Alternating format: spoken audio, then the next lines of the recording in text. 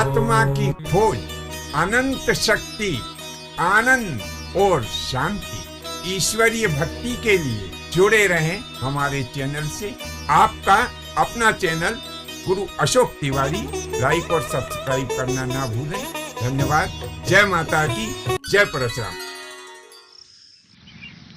श्री गणेशाय नमः।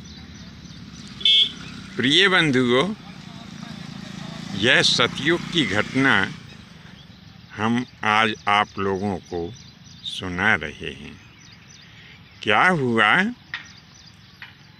कि सतयुग का समय था और ये तो आपको पता ही है कि देवताओं की, दैत्यों की, दानवों की पहले से ही लड़ाई चलती रही है। तो एक समय क्या हुआ कि यह दैत्य और राक्षस इतने बलवान हो गए कि इन्होंने संपूर्ण भूमंडल के ऊपर अपना आधिपत्य जमा लिया। तो संपूर्ण भूमंडल के ऊपर आधिपत्य जमाने से हमारा तात्पर्य ऐसा है कि उस समय कोई भी राजा इन दैत्यों और राक्षसों से युद्ध करने में सक्षम नहीं था।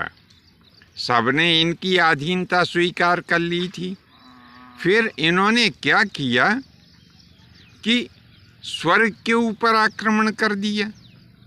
अब जो स्वर्ग का राजा इंद्र था उसे भी मार पीट के और इन्होंने वहाँ से भगा दिया।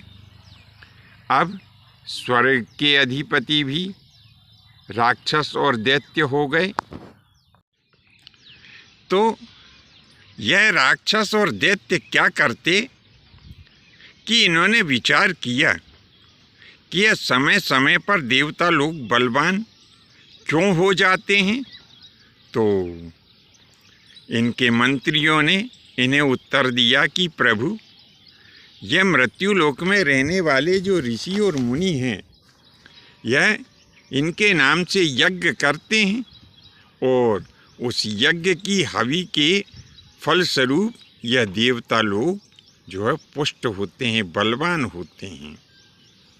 तो फिर तो विचार हुआ कि एक काम करो, मृत्यु लोक में जहाँ जहाँ भी ऋषि और मुनि के आश्रम मिले, वो सब आश्रमों में जो ऋषि और मुनि रहते हैं उन्हें मारो पीटो, मार डालो, आश्रम को तहस नहस कर दो। अब फिर क्या था कि सब तरफ ऐसा ही अनाचार व्याप्त हो गया। स्वाहाकार और स्वाधाकार के स्वर बंद हो गए। देवता लोग यहाँ वहाँ कन्नराओं में छिपते फिरे। आखिर सभी देवताओं ने और ऋषियों ने विचार किया कि भगवान विष्णु की शरण में चलना चाहिए।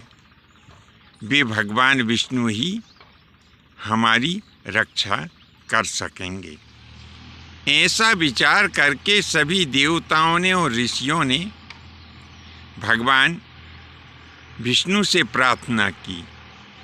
तो उस समय भगवान विष्णु क्षीर सागर में शयन कर रहे थे। तो सभी देवता और ऋषि क्षीर सागर में ही पहुंच गए। अब जब वहाँ पर स्तुति की भगवान विष्णु की, तो भगवान विष्णु मंद मंद मुस्कुराते हुए कहने लगे कि हे मेरे प्रिय पुत्रों, किस कारण तुम्हारा यहाँ पर आगमन हुआ है। तब वे सभी हाथ जोड़ करके कहने लगे कि प्रभु, दैत्यों ने, राक्षसों ने संपूर्ण भूमंडल के ऊपर अनाचार मचा रखा है और स्वर्ग के ऊपर भी अधिकार कर लिया है। प्रभु, आप ही हमारी रक्षा करें। तब भगवान विष्णु कहने लगे कि सुनो, इस समय वे सभी दैत्य राक्षस वरदान के कारण प्रभावशील हैं और वे मुझसे भी अवध्य हैं। हम सब ऐसा करते हैं कि भगवान शंकर के पास चलते हैं। यदि भगवान शंकर प्रसन्न होकर के अपना अमोघ जो सुदर्शन नाम का चक्र है, यदि वह चक्र हमें दे देते हैं तो उस चक्र के प्रभाव से हम संपूर्ण असुरों को, दैत्यों को और राक्षसों को उनका वध कर देंगे और इस पृथ्वी के ऊपर से पापियों का भार उतारने में हम सफल होंगे। तब भगवान विष्णु, ब्रह्मा, इंद्र आदि जो भी सब देवी और देवता थे भगवान शंकर के पास में पहुँचे। आशुतोष की बड़े ही सुंदर शब्दों में उन्होंने स्तुति की। तब भगवान औघड़दानी महादेव कहने लगे कि हे ब्रह्मा और विष्णु आदि समस्त देवताओं, किस कारण से आपका आगमन यहाँ पर हुआ है?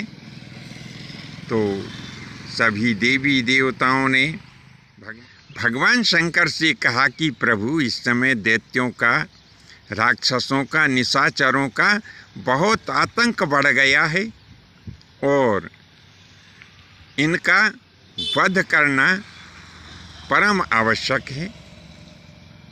इनका वध होने के पश्चात पृथ्वी का जो भार है वह हल्का हो जाएगा, क्योंकि इन्होंने पाप आचरण कर कर के पृथ्वी के ऊपर बहुत भार बढ़ा दिया है।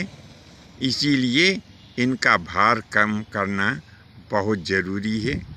अब आप कृपा करके अपना जो दिव्य सुदर्शन चक्र है वह मुझे प्रदान करने का कष्ट करें। सभी देवताओं ने, देवियों ने और ब्रह्मा ने भी यह अनुमोदन किया। सभी ने भगवान शंकर से प्रार्थना की कि प्रभु, आप अपना सुदर्शन चक्र भगवान विष्णु को प्रदान करें।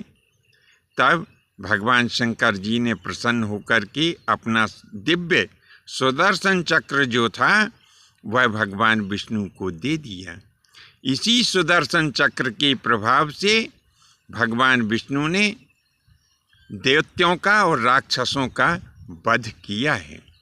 तो बंधुओं, भगवान विष्णु के पास में यह जो सुदर्शन चक्र है वह भगवान शंकर का दिया हुआ है। यदि आपको कथा अच्छी लगी हो तो अपने इष्ट मित्रों में इसे प्रेषित करें। आज के लिए बस इतना ही। शेष अगले भाग में नए विषय के साथ में उपस्थित होंगे। आज्ञा दीजिए। धन्यवाद। जय माता की, जय परशुराम जी की।